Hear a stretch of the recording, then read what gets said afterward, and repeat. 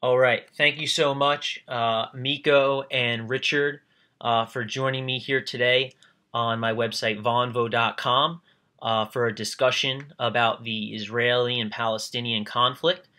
Um, we truly appreciate you guys joining us here for a discussion. Just to kind of go over some quick ground rules.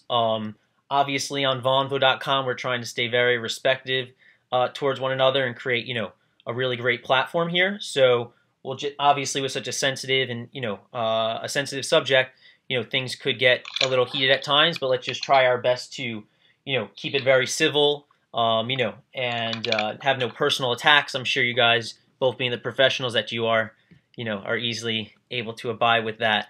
Past that, though, I already explained to you what the text chat's going to be used for, and we can, get into our discussion right now.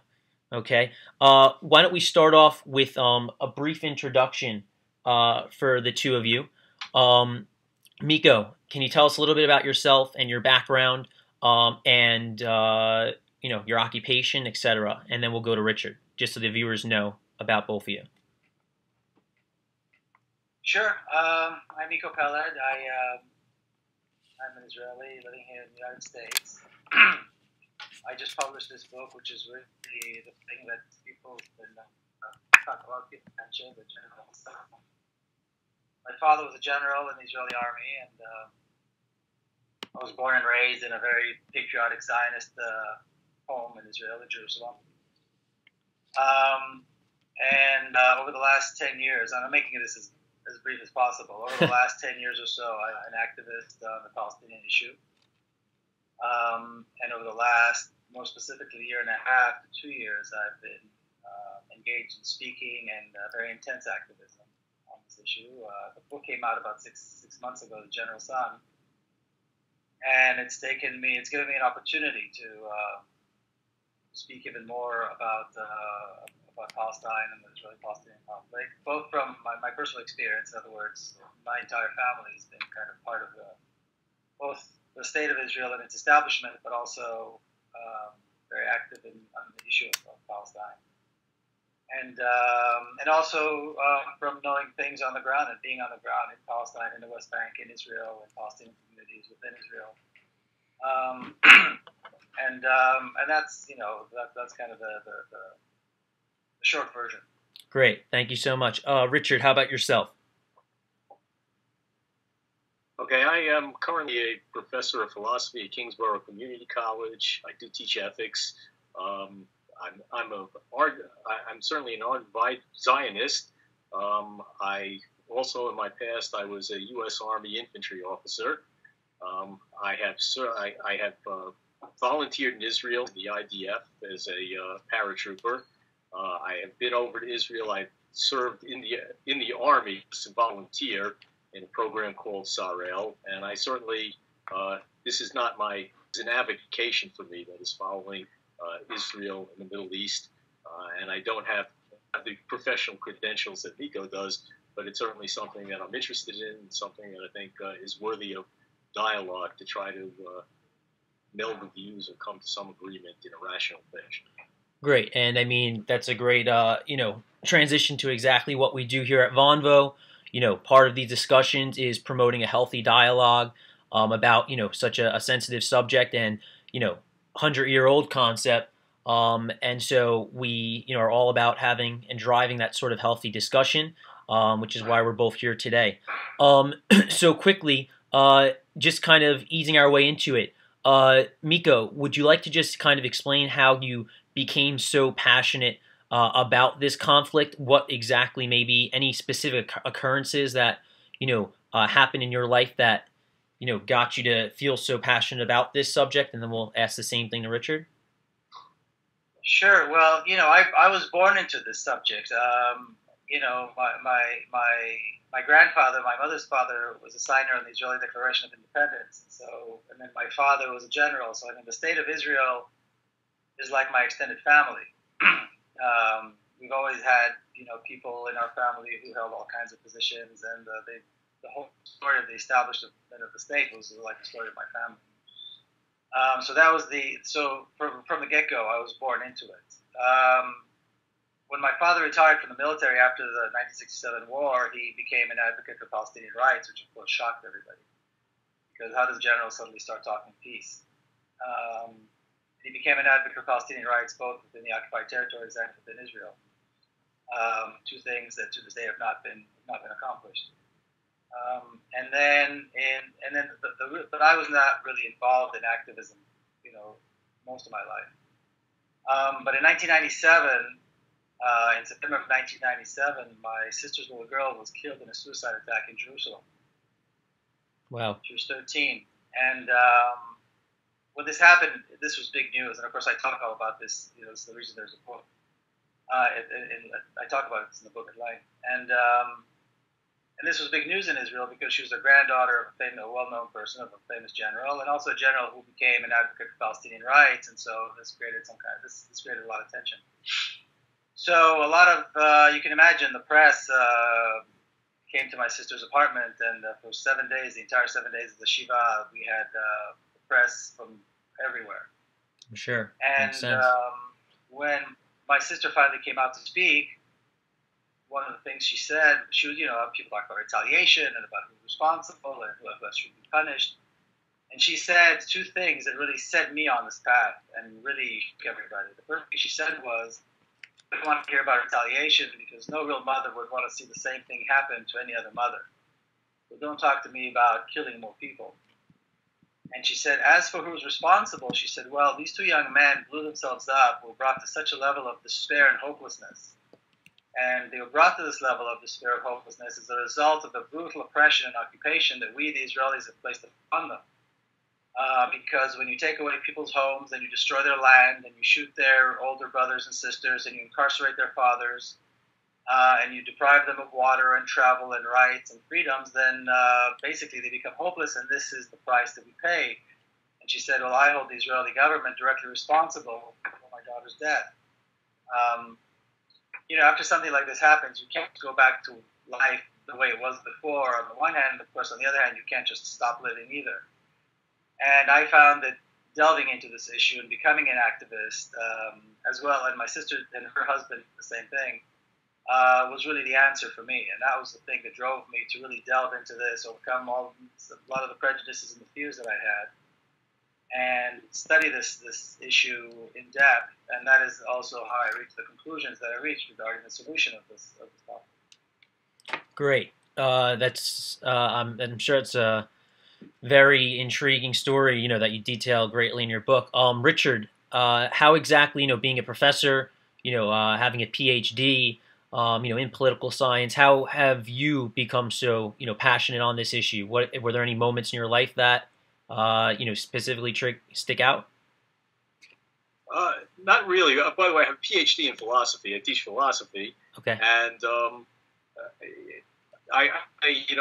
I've always been interested, as a Jew, as an American, being brought in, the state of Israel was certainly, it's coming into existence was certainly an important event, occurred before I was born. So, but living through the 1967 war, seeing the threat to the state of Israel, the threat to the Jewish nation in general, had an important effect on me.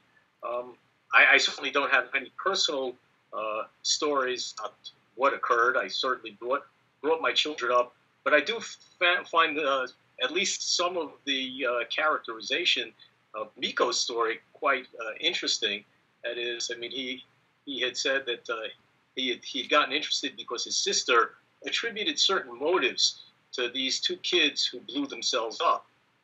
And what's kind of interesting was, and the American left does this often, they talk about the despair that people have brought themselves to. But when we look at people who were suicide bombers, when you look at the 9/11 attackers, none of them was brought up in any kind of environment in which they were oppressed in any way. In fact, they were all going to school in Western universities in Europe. They were in the United States, living in a free society. I'm talking about the 9/11 terrorists, and that was certainly not the cause. They ostensibly, or at least I should say ostensibly, but rather in name, they claimed it was American oppression that caused them to do these things, and they were revolting against it. But I really just don't see where it's American oppression. They lived in free society in the West. And similarly, when you talk about the situation in Israel, now obviously it's a very complicated situation. There are conflicting rights that we're talking about among Jews and among Arabs there. There's State of Israel, which came into existence in 1948, which had been divided before that in the early 1920s, when the Palestine Mandate encompassed both what's now Israel and the West Bank and Jordan, which at that time was called Transjordan, and it was divided into two territories, Jordan being a largely Palestinian state, except for perhaps for the rulers, the Hashemite kings that continue to rule in Jordan through today. We'll see how long that lasts, given what's going on with the so-called Arab Spring. But I just don't see how we can attribute any of the motives that Miko attributed or his sister attributed to these guys. I don't know why they blew themselves up. That is, I don't see their inability to travel. Sounds very weird. And if I read his bio correctly, this happened long before, if I understand it. That is, this was an event that occurred about 20 years ago. Before. You're talking about me or talking about you? I thought the idea was for you to talk about you. Oh, well, I'm finished because there isn't much for me to say. I don't have a personal story like you do. Right. Okay. So here's what basically I want to keep our conversation kind of directed and focused on a few items. The first is going to be the idea behind whether Israel is an apartheid state, and we'll discuss a few of the ideas behind that idea that's kind of sprung up of recent, maybe for decades now, but we'll talk about that issue. And then from there, I'd like to talk about the idea of either both Palestinian or civilian individuals being targeted, if it's ever justified, militarily. And then from there, I'd like to go into the, the whole solutions discussion. So why don't we start with the first, the idea behind Israel being an apartheid state, Miko. Can you give us a background of why you believe that is true or not true? Well, Israel is far worse than an apartheid state. Israel is a state that was created as a result of a massive act of brutal terrorism and ethnic cleansing. So its whole inception was an act of terrorism when, in 1948, for an entire year, the Zionist forces, of which my father was an officer, conducted a massive campaign of terror and ethnic cleansing and managed to expel almost 1 million people from Palestine, close to 90% of the population of Palestine, destroy hundreds of towns and villages, including churches and mosques and hospitals and schools, committed acts of murder, mass murder and massacres,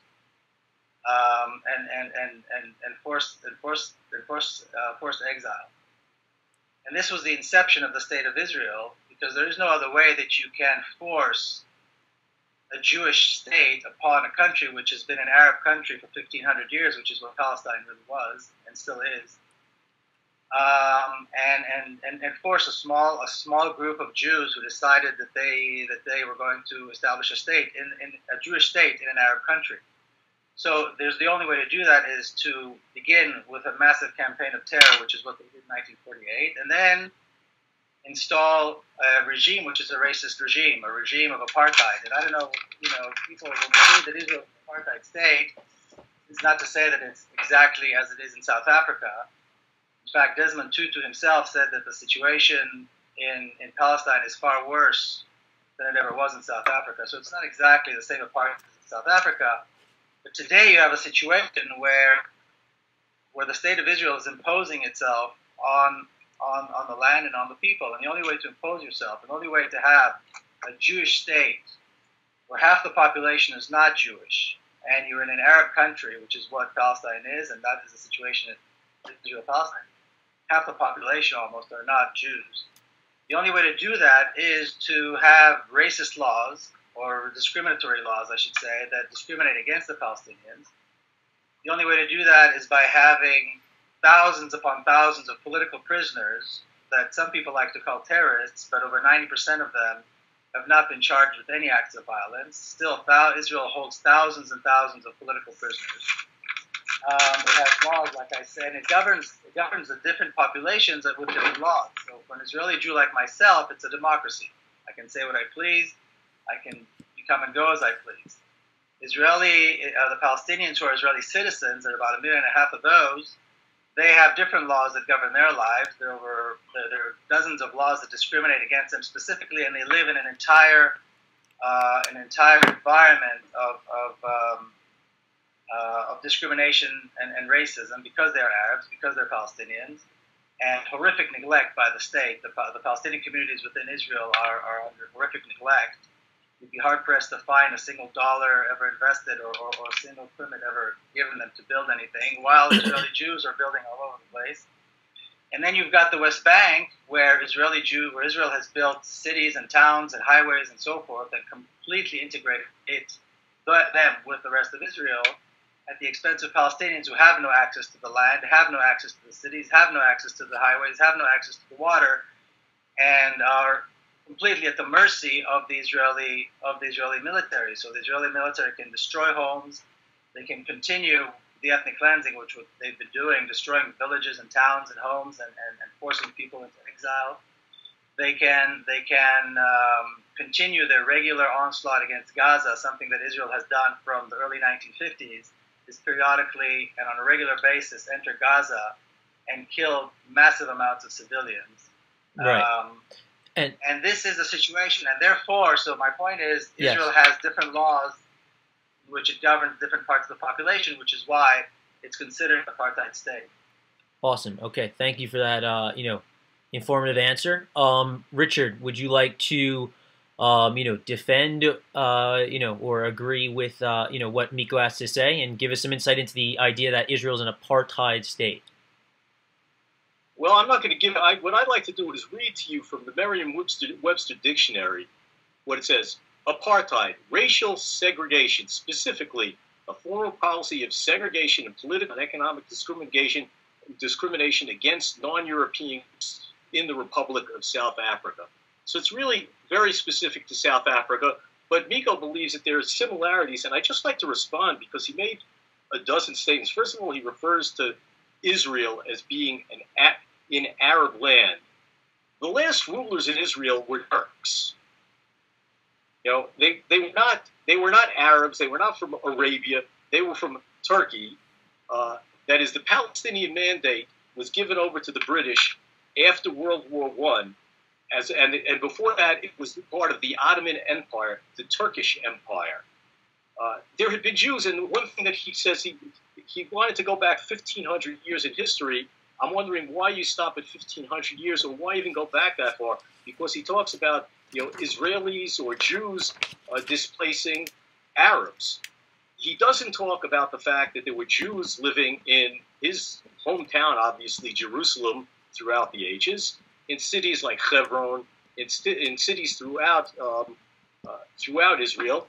And he also neglected to mention that in the course of the 1948 war, where he said was a war of ethnic cleansing. Now, there was no war of ethnic cleansing. Let's understand what happened in 1948.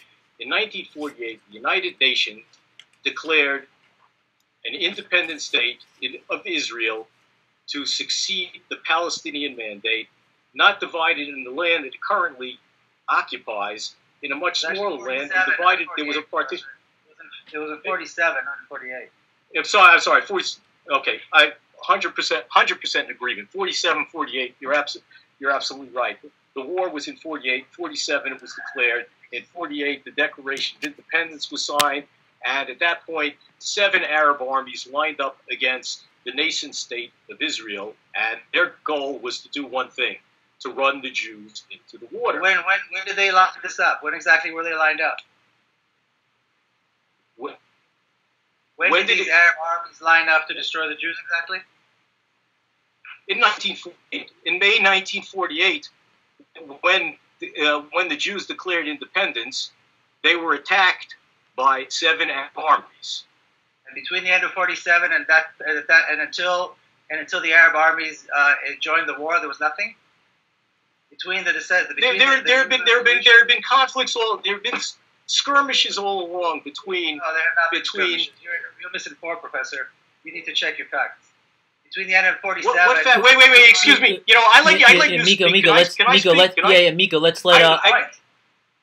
Sure, but speak to the point. Do I have the floor? Yes, definitely. Miko, let's just keep it back and forth, and you'll respond with anything you need to, okay? Okay. And let me go through kind of point by point. I mean, when I was mentioning, the cities of Hebron. Certainly there were issues on both sides. But in the city of Hebron, there were Jews living throughout the ages, and in 1929, under the British mandate, basically all the Jews were removed after the Arabs had a pogrom and killed a large percentage of the population of the Jews in the city of Hebron. Similarly, in 1948, in Gush Etzion, in the Gush Etzion block of settlements, and in Kfar Etzion, there were people that were absolutely killed, obliterated. The Arab armies came in, and they killed everything. They surrendered. That is, the Jews, the Israeli army, the nascent army, the Haganah surrendered, and people were massacred there. Now, certainly, in the case of war, there are atrocities on both sides. But so far, what you've heard is just the side of the Jews committing atrocities. In addition to which, a fact that was left out in the presentation was that the Arab government told the Arabs, leave the country, we're going to wipe the Jews out, push them into the sea, and when we're finished, you'll come back and take over everything. Now, Richard, and close up your point so we can go into, have Miko respond, and then we can go into the present day Israel. Well, okay. Let me talk about his claim. Well, let's talk about apartheid. There is. I mean, you talked about different laws for different populations. There is one law for Israeli citizens. It doesn't matter if you're a Jew, if you're an Arab, if you're a Hindu. Not true. Miko, you'll go in a second. The laws are different. In fact, not only is it true, but there is a Supreme Court justice who is a Muslim Arab sitting on the Israeli Supreme Court. They have all the same rights that Jews do. All Israeli citizens. There are not two sets of rights. Miko, let's let Miko respond. Miko, go ahead, please. This is not my first conversation with people who try to support and justify the state of Israel. It always amazes me how ill-informed people who choose to justify Israel always seem to be. Anybody who could possibly claim that there are equal rights, that there is one law for Palestinians and for Israelis, is completely misinformed. And I choose to believe misinformed and not disingenuous. And I think that's important. You didn't really say much about apartheid. I said in the beginning of my remarks that it's true that the apartheid... Wait, can I just ask you a question? Can you tell me the specific law that you have in mind that applies to Arabs and doesn't apply to Jews, and the specific law that applies to Jews and doesn't apply to Arabs in the state of Israel? And Miko, that question is, I think that question is good to address because that does relate directly to apartheid. So if you want to answer that and tie it into what you were just about to say, that's fine. Well, there are countless of laws, but I'll give you an example. If an Israeli breaks the law in Hebron, which you mentioned several times, then... No, Miko, let's think. You made the point within the 1967 borders. We're talking about Israeli citizens who are Arabs and Jews. You claim that there are two different laws. I don't think that that's the case, and I could be misinformed, and I'd like you to inform me what is the law that applies to the Arabs and not the Jews, or the Jews and not the Arabs. And talking about enforcement is another issue, but you made the point about laws. Right. What laws don't apply? Richard, let's let him respond. Give him a few minutes on the floor, Sure. and then we'll go back to you, and we'll keep Okay. moving forward. Okay. Okay. Well, like I said, there are dozens of laws that apply. Some of the latest laws that have been brought to bear are laws regarding who they may or may not marry and how that may affect their citizenship.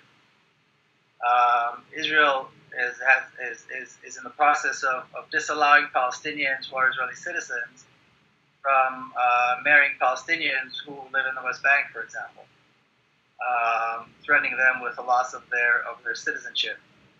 But like I said, it's easy to find. These laws are. Excuse me. This is now, and I'm not aware. There is a law that prohibits Israeli Arabs from marrying a woman who is a Palestinian but not an Israeli citizen. The law is set up in a way that if a Palestinian from the state of Israel, and there are no such thing as Israeli Arabs. That's a ridiculous term. Excuse me, I don't think it's ridiculous because there are Arabs who are citizens of the state of Israel, and that's what I'm talking about. So let's be honest.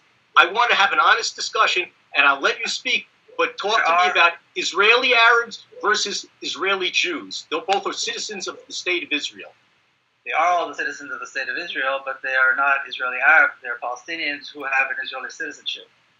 The term Israeli Arabs was created in order to strip them away from their identity and from their connection to the land, from the Palestinian identity, and from connection to Palestine, which is their homeland. And so it's part of this. It's part of the ethnic is part of this. I'm sorry. Yeah, no, I want you to continue. I just didn't want Richard to interrupt. I want to try and do my best to, like I said, have each person speak. And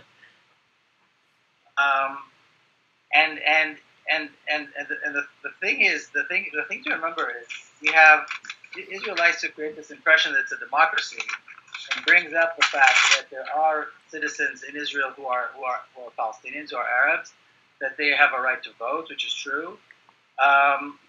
But Israel neglects, and the Israeli supporters neglect to demonstrate, or neglect to mention, or maybe they don't know, that the Palestinian communities within Israel live an entirely different life than the Israeli citizens. Everything that has to do from budgeting to infrastructure to development to water supply to electricity, I mean, you name it. And like I said, if you look at Palestinian communities within Israel,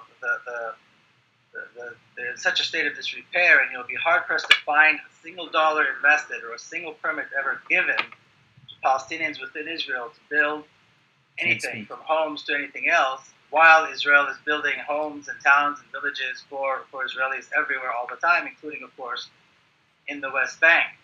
And not to mention the fact, and I don't know if you've been if you've flown out of Tel Aviv airport recently, but you should see the treatment that Israeli citizens or Palestinians get when they go through Tel Aviv airport. If it's not the most racist and humiliating and horrifying act of terrorism that I've ever seen, where respectable people are held for hours and hours, interrogated and strip searched for no reason at all, other than they are Palestinians and not Israeli Jews. Yeah, and Miko. Can I just respond to that? I mean, let's let Richard get the floor. When you're talking about a security issue at an airport, look, I've been searching airports in the United States. The Israelis worldwide are renowned for their security at the airports, and they do profile people. And certainly, it's not the intention of taking people aside and embarrassing them and making their lives difficult. If there were no bombings, if you know their intention? No, nobody knows their intention. But the issue is, I know their intention. You know the intention of who? The Israeli government. The intention of the Israeli government. Benjamin Netanyahu, Prime Minister, wants them. He has ordered these people to strip search every Arab that's walked in. Is that what you're maintaining? Because that's absurd. It really is. What I'm maintaining is that there is an effort to single out Palestinians because they're Palestinians, to humiliate them as much as possible, to create a clear sense that there's a difference, that there's a different level of citizenship, there's a different level of humanity if you're an Israeli Jew than if you're a Palestinian. So is that by appointing them to Supreme Court? There's one Supreme Court judge. Out of how many judges? Wait, hold on. What percentage of the Israeli population is Arab? Anything. I'm sorry? What's the percentage of the Israeli population versus the Israeli population who are Arabs and lawyers versus that population is having a Supreme Court justice representative of the fact that there is a population there that's represented, that they get their voice heard? Because keep going. Go ahead. The fact that there's a Palestinian Supreme Court justice is completely irrelevant to the fact that Israel is a racist state that has racist laws and conducts massive campaigns of ethnic cleansing and horrific massacres against the Palestinians. Excuse me. Can you explain your ethnic cleansing? Regime has always had some kind of a symbolic member of the oppressed in order to show they're not oppressors. That's completely irrelevant. That's completely irrelevant. The PA, excuse me, but the PA does not have a single representative, do they? A Jewish representative. The PA doesn't have it. In fact, the PA has stated if they get a state on the West Bank, they are going to remove, their policy is to make it just like the Nazis, free of every Jew. Look, I wouldn't bring up the Nazis if I were you, especially if you're supporting Israel. Wait. No, I wasn't. I was talking about the Palestinian Authority, the government of the supposedly the state of Palestine. Losing proposition. The elected representatives of the Palestinian people. It's a losing proposition to bring that up. I think what's important to put in perspective here is that if anybody justifies and anybody supports the notion of Israel, supports the notion of a Jewish state, they need to accept the fact that it cannot be a democratic state, that it has to be a racist state, it has to be a state that discriminates against 50% of the population, it has to be a state that has thousands of political prisoners, and so on and so forth. Okay. Trying to justify that and trying to make it look pretty because they have, they had a general who was a Druze, or they have a Supreme Court justice who's a Palestinian, is completely irrelevant to the fact that this is the reality and this is what the state of Israel really is. Right. So, guys. I mean, obviously that was great back and forth. Let me move to a specific, item or a couple of items within this whole notion an apartheid state, and I'll let each of you kind of respond. When it comes to the three main items that I'm regularly hearing from individuals that come onto Vonvo, they discuss the item of checkpoints. They discuss the item of this enormous wall that's been built around the borders, and then they discuss the idea behind settlements. And so my question behind each of those three, and I guess the first two more importantly, would be Miko. Do you think that there is at times definitely a reason for those sorts of items to be happening or those actions to be happening within Israel for security purposes? I wanted to get your insight on that, and then we'll. You mean the wall and the checkpoints? Yeah. Do you think that that there is necessary reasons to have those for security purposes in Israel? The wall and the checkpoints have nothing to do with security. The wall and the checkpoints have a clear purpose to keep the two sides apart, making sure that one side, the Israelis, are always afraid, and that the other side is always frustrated. And as long as they can maintain this reality, there will never be peace, and of course Israel can always be justified in continuing the destruction and the brutality against the Palestinians. We have to remember Palestinian resistance is resistance. When people talk about Palestinian, they call it terrorism, they call it, they talk about Hamas and the rockets coming out of Gaza. These are important issues to bring up. The reason these things exist are because they are a response. They are a resistance. And I think it's important to put in perspective as well that over 90%, the vast majority of Palestinian prisoners, the vast majority of Palestinian resistance to the brutality of Israeli brutality, which began in 1948, has been nonviolent. The vast majority has been political, has been in other forms of resistance. And of course, when you have that kind of brutality and you have that kind of oppression, it's ridiculous to expect that there won't be any acts of violence at all. So the security issue is not a security issue. The security issue is a trumped-up charge against the Palestinians because they have to resist because they are being oppressed. Right. Let's it's interesting. have it's Richard. interesting you say that. It's interesting you said that because it's interesting you bring up the case of Gaza, because Gaza has been abandoned by the Israelis. There are no Israelis. They uprooted 8,000. You had your opportunity? Can I have an opportunity, please? Exactly the word I would use. Abandoned is a good word. They were uprooted. People who owned homes, kids who were born there. In fact, I met a kid in Tel HaShomer in the rehabilitation wing who had been involved in Operation Cast Lead, who was born, a Jewish kid born in Gaza, who was there during the war, was fired upon, was shot. His family was uprooted. They left. The state of Israel took some very painful steps to remove themselves from Gaza. There are no Jews remaining in Gaza. They have a border with Gaza, and yet to this day, rockets continue. My son lived at Kibbutz Alumim on the border. I was there. I saw the rockets coming out. I saw mortars. I know what mortars are. I was in the army. I know what rockets are. I've seen them. They hit the kibbutz. They hit other kibbutz. It continues now. It's absolutely unjustifiable. It's not passive resistance.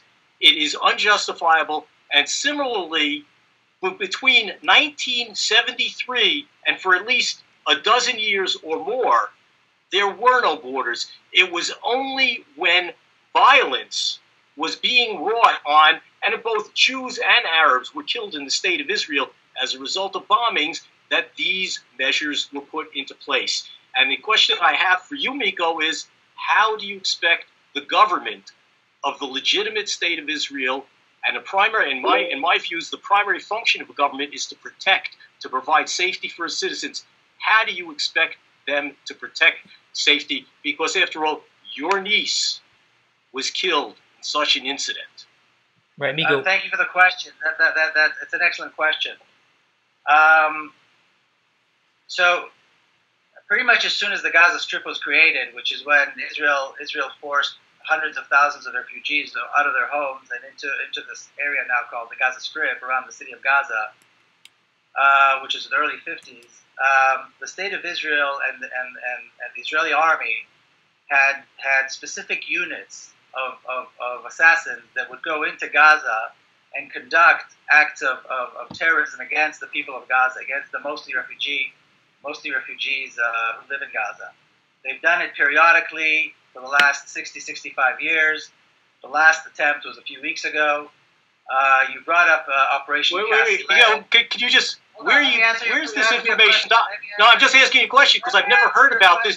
Guys. Where is this document? Let Richard. Let me answer your question, Richard. Hold on. You're not going to like my answer, I guarantee it. So just kind of sit tight. All right. I promise you're not going to like my answer. Okay. Let's put it out there. All right. Now, these are refugees who have been trying to gain their freedom and to get the right to go back to their homes.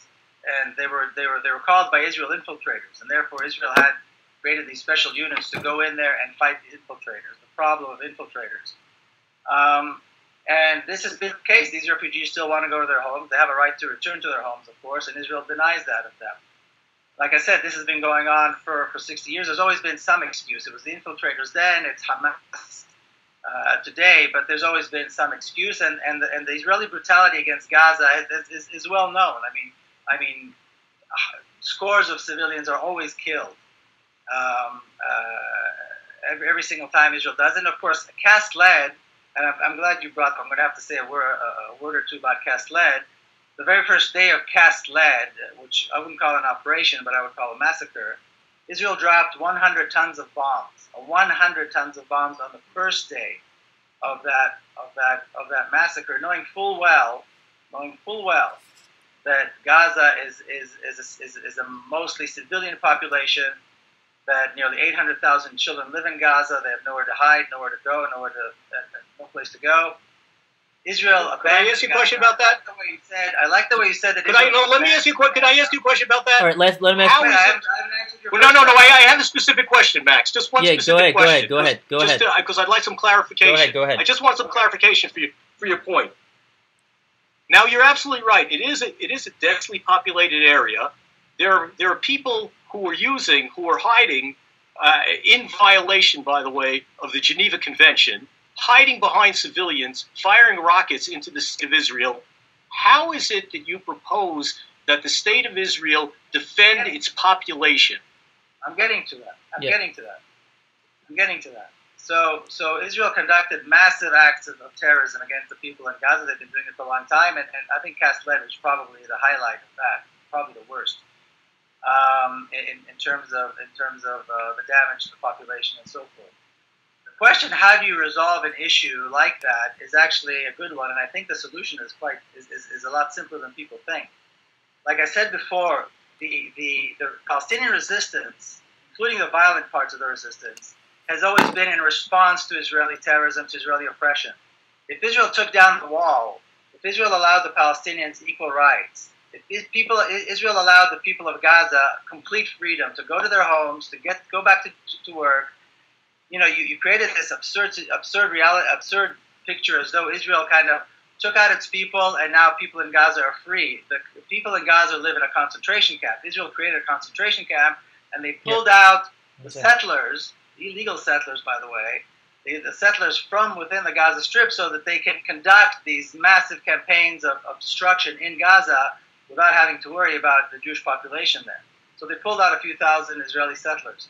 The point is that any violence, the rockets or whatever the case may be, any form of resistance that comes out of Gaza is resistance, and resistance is always in response to the violent oppression by Israel. The resistance is always Miko. In response to something. When the Palestinians are given their freedom and their rights, the resistance will stop. Okay, let's let Richard respond. I just want to point out that I've been given much less time to speak than Miko has. No, go ahead. I just want to point out that, Miko, you must have an alternative reality, because these walls, in 1967, that was the year in which the Israelis took over the West Bank and Gaza. For the next dozen years, there was no wall. There were no problems. And in fact, before about 1964, there were no Palestinians. They were just another group of indigenous Arabs. There was no Palestinian heritage. Who are the Palestinians? Who are their great authors? Name me one person before 1967, before the foundation of Fatah, the PLO. There wasn't a Palestinian city. They were part of Syria. They were part of Egypt. There were no Palestinian people that were different from any of these other people. But going back to the issue, these walls came up as defensive measures, and it's absurd for you to say all they have right now in Gaza. All they have to do is stop the rockets. They have an open border with now a government that supports them. It's their brothers. It's the Muslim Brotherhood. Right. Or they could get all their goods that way. Right. Not true. None of what you said is true. First of all, the Palestinians are a distinct nation with a distinct culture. I have an entire library here of books written by Palestinian authors, Palestinian poets, Palestinian singers. Name them? Can you name them in before 1967? 1963? 1967. Of course not before 1967. What are their names? What's their culture? What was the land that they were in? There was never an independent Palestine. It was part of the Ottoman Empire. It was never a country, Palestine, was there? That's besides the point. There was a distinct Palestinian culture. There's a distinct Palestinian body of literature. There's a distinct Palestinian body of theater and poetry. It's interesting you say that, because the Arabs on the West Bank... Guys. I suggest, professionals, that you educate yourself before you put your foot in your mouth, because you really just... Anybody that's listening has got to be smiling. Well, I could make up facts also, but why don't you listen? I would suggest that you listen to what you're saying, because... I'm kidding. On the West Bank, they used to refer to Yasser Arafat. I'm telling you, you're out of your league. So back up. Guys, You are well, excuse me, Miko. Maybe you should talk to Michael Oren about that. Stay away from saying that there are no Palestinian people before 1967. That's absurd. I have a poster here from early 1930s that says "Visit Palestine." I mean, what are you talking about? How can you say there was no Palestine and no Palestinians? Wait. Okay, when you talk about visit Palestine, wait. Let me make one point. When you talk about Palestine, there's a newspaper today. Can I just say one thing? Yeah, and guys, let me say one thing. There's a newspaper today. Let me say one thing. There's a newspaper today called the Jerusalem Post. You can argue as much as you want. You're not going to change the fact that Palestinians are a distinct nation with a distinct culture, regardless of how much you want it not to be true. Richard, I think you're not being honest. Miko, let's let Richard. I'm not being honest. You are ill-informed, and I think you shouldn't participate in this kind of a conversation unless you inform yourself a little bit better.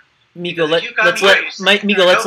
let Richard respond. If you don't know that there are Palestinian writers and songwriters and poets and Palestinian and a body of Palestinian culture that existed before the state of Israel, I'm going to leave. Then you are ill-informed. Miko, let's let Richard speak, please. And I knew a Palestinian. She died recently. It was a cousin of mine's wife. She was born. She was a Jew. Miko, you gotta let. If I can't speak, I'm gonna leave, Max. Miko, and guys, we have to keep the video is gonna come out too choppy with each of you speaking over one another. So can we just please go one at a time, and we'll move into a new Let's let Richard make his point, and then let's move into a new item. Okay, Richard, make your point, and then we're gonna move into a new item. The fact of the matter is, what Miko's saying is incorrect. There never was a Palestinian people. It was an invented people by Yasser Arafat, the Fatah, and the PLO. I know a Palestinian, when he talks about Palestine, they were talking about Jews to a large extent. The Jerusalem Post, the paper today, used to be called, before 1948, the Palestine Post. It was not. It was a paper largely run and written for by Jews who had been populating the state of Israel and writing in the English language since, I don't know, probably around the turn of the century. You're probably more familiar than I am. And in addition to which, there never was a Palestinian nation. There was never a Palestinian state. There was never an Arab Palestinian state. It was part of some other areas. In addition to which, the thing that you never have addressed, and you can't address, is how the Israeli population is supposed to be made safe from rockets. And it's very simple. When they wanted to, just recently, the Hamas government managed to stop most of the rockets, if not all the rockets. It's within their power. If they shut down the tunnels, they would not be getting rockets from Iran, their sponsor of terrorism, and firing it on Jews. And killing not only Jews, Arabs. Very few, because the United States and Israel has spent a tremendous amount of money on their defense. Okay, I got to tell you something. Let me say one more thing here about this Palestinian. Okay? Golda Meir, when she was prime minister, at one point gave a talk, and she said that she'd never heard. She made the claim that you made, Richard, that there had never been a Palestinian people. A week after that, my father was already in the military, and he had an op-ed. He had a column in the Israeli Pro-Palestinian. And he responded to that, and he said, it's very interesting. He said, I'm puzzled that Golda Meir never heard of the Palestinian people because, as you may know, before she was prime minister, she was foreign minister, and before that she was an ambassador. And he said, so when as an ambassador and foreign minister, she met with other heads of state or she was in international conferences, how are these people referred to? How are the refugees referred to? How are the people who lived in Israel before Israel was created and were now refugees, how are all these people referred to? Did she really not know? Did she really never hear that these people were Palestinians? And of course, he said this tongue-in-cheek. No. Guys.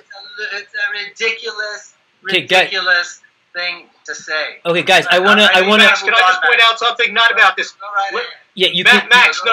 I want to point out something.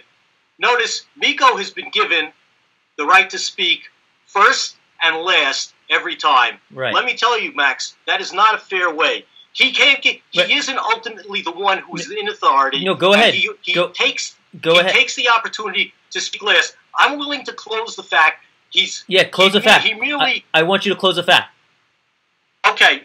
The end of the conversation is it doesn't really matter if there's Palestinian people or not, because the germane issue we were talking about was whether there is any justification for people coming in, regardless of whether they feel that they're aggrieved, and bombing and terrorizing other people. And then the other claim that he seems not to like is that the government, who is is subjected to terrorism, has the right to defend itself and taken away the right from the state of Israel to defend their population from physical harm. Okay, great. So moving past that point, which obviously has its technicalities into it, it's clearly a complex issue. There's obviously been an assortment of things that each of you have pointed out that I want to kind of tailor into a discussion about what possible solutions are there right now. You hear a bunch of discussions about one-state solution versus a two-state solution. You hear a bunch of different things about how these two people move forward. In my personal time using Vonvo right now and having these Palestinian individuals and Israeli individuals come on, a lot of what you guys were talking about in terms of history gets brought up. And I wanted to ask you, as we move into a conversation about solutions, I wanted to first pose the question of this. Do you think that, Miko, you brought up 1,500 years, like we're talking about over 1,500 years ago, you just brought up before, and, we're going back into the early 1900s. Do you think, both of you, that history, in order for peace to go forward and a real legitimate solution, that peace, that the history needs to be put past both sides, because each has their own claim to being there for 3,000, 4,000 years, 1,500 years? Is that ultimately a core issue that needs to be put past the people of the current generation? And I guess who would like to open up this question, to answer that question? Miko, you want to go? Go ahead, Richard. Okay, Richard, you go. Richard can go first. He's been complaining that I go first all the time. Okay, Richard, you go. No. Wait. Let me just be clear. What I don't think is fair is for you to go first and last. Okay, so then that's not fair. That's intellectually dishonest. Right. Okay, Richard, you go, and then Miko, you'll end on this. Candidly, I don't have a solution to this. I don't have a solution to the problem. But clearly, there have been solutions that have worked in Europe. That is, the state of Serbia was created, and Bosnia were created. The peoples were separated because what we haven't talked about here is there's a fundamental religious war going on here. And what Miko's and people who support his position don't like to talk about is real actors in this case, and that is Muslim fundamentalism, a threat from Iran, the threat against the Jews, and the recognition of Jews, even by Miko, the recognition of the right of Jews to live in their historical homeland, which I don't have. Candidly, I don't have a solution. I don't know what the solution is, but the only thing I can say is what is not fair is to impose a solution on people who are now citizens of the state of Israel. Any solution posed has to be acceptable democratically to the population of the state of Israel, not imposed by the United States, not imposed by one side. And the only thing I want to point out is a lot of these issues would be gone now, except that the Palestinian Authority, on more than a few occasions, has been offered. And I'm not saying that this is the ideal solution, but they've been offered a state. They're fighting over 3% of the land. It sounds like a big issue, but quite frankly, if you've ever driven around the country, which I have, and I'm sure Miko has, there's plenty of land. There isn't an issue. You can go there. If there was peace, you could go anywhere they want. The issue really is how to provide security for the citizens of the state of Israel and long-term security where they don't have to worry about becoming victims of another Holocaust. Okay, great. Miko, can you dive into first the history item? Because I think that'd be great to hear from you on that in regards to a solution. And then the idea behind just an overall solution and anything Richard pointed out there. Yeah, I think the history is very important. I think it's important to remember that Palestine has been an Arab country for 1,500 years. Very few Jews live there. And that the fact that the Jews today claim that they're the descendants of the ancient Hebrews, and therefore they have a right to go to Palestine, kick out the indigenous population, and live there in their place, is an absurd proposition. And so I think the history is important. I think it's also important that people who support the state of Israel and support this absurd notion that because of this connection or so-called connection to the ancient Hebrews, they have a right to return, then I think we need to remember that 65 years ago, almost 1 million Palestinians were forced out of their homes, and today they and their descendants have a right to return. All 5 or however million or so million of them have a right to return. Many of them are still alive, have the keys to their homes and the deeds to their homes and their land. So I think history is very, very important. I have to say, this has happened before when I've spoken to, when I've had these kind of discussions with people who support the state of Israel. They come up and they say, well, we don't know what a solution is. Well, if you have no attempt, if you have no idea what the solution is, you either don't want to look deep enough or you shouldn't be on a program like this, because the whole point is discussing this issue and finding the solution and getting to a solution so that the violence ends. If you're not willing to do that, then you really shouldn't be part of a discussion. And I say this with all due respect, and I've said this to others as well. Miko, there is a solution, and there's a very clear. Miko, just one second. Very clear. Do you want to talk about the solution or not? No, I do. I just want these two individuals. Yeah, there we go. Is that back on your screen better, Miko? Now, in terms, yeah, I'm fine now. In terms of a solution, can I just mention one thing? Let Miko finish. What I want to hear his solution quickly, and then we'll go back to you, Richard. I want to hear his solution. I think if we're not prepared to talk about a solution, then I think we shouldn't be talking at all. I think the solution is very clear. I think today you have about 6.5 million Israelis who are the descendants of colonizers and immigrants who had no right to go there to begin with, but they're there today. People like myself, my family, and others, we are there today. And the only way to move forward is to end this racist and absurd notion of a Jewish state. And of course, Israelis are not going to like this. And apartheid, whites in apartheid South Africa didn't like the fact that apartheid had to fall, but there you are. And allow complete equal rights to all the citizens, all the people who live there. 5.5 million Palestinians, 6.5 million Israelis. There are going to be more Palestinians than Israelis very soon. They have more children than Israelis. You're going in one second. And the only way to move forward is to allow complete equal rights.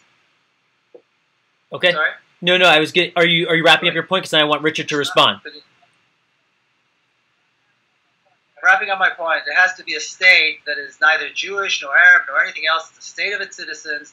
Everybody has a right, complete right. All the people who live between the Jordan River and the Mediterranean live as equals, respecting each other's traditions, respecting each other's differences. I mean, there are other multi-nation states around the world who have done this very, very well. So there are plenty of examples of that, and that is the only way to move forward. It's human rights, respecting human rights, respecting civil rights, and allowing equal rights to everyone who lives there. Okay, Richard. That is the solution. Richard, go ahead. Well, one thing I want to point out is I made no historical argument about anyone's right to that land. But what's clear to me is people who live there today have as much right to live as I do in New York or Miko to wherever it is that he resides within the United States. That is, they pay our taxes, they bought their land, billions of dollars have been invested, Jewish philanthropic dollars have been invested to build a Jewish state in the Middle East. Billions of dollars, and they continue through today, through the largesse of people trying to help out their own people. Now, I didn't make any historical argument.